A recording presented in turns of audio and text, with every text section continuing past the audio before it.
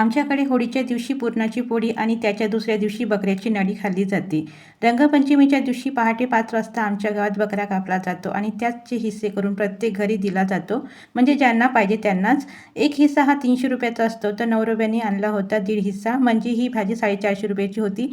मटण घेण्याकरिता ते 6लाच निघाले आणि घेऊन आले.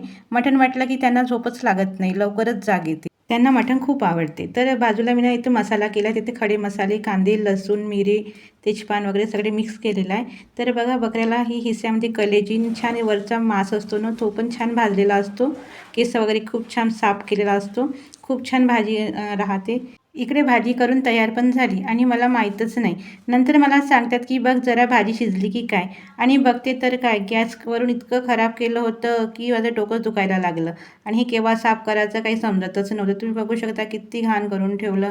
चला जाऊ द्या, होळीच आहे असं म्हणून मी स्वतःला समजूत घातली. तर इथे सगळी भाजी तयार झालेली आहे. तर एका मुलीला बकऱ्याची भाजी आवडत नाही, तर तिला अंडी भुजी करून दिली. तर इथे आमचं ताट तयार झालेलं आहे. चला तर मग आवडल्यास व्हिडिओला लाईक आणि चॅनलला सबस्क्राईब करा. भेटूया नेक्स्ट व्हिडिओला. धन्यवाद. चला तर मग स्वस्त राहा आणि मस्त खा.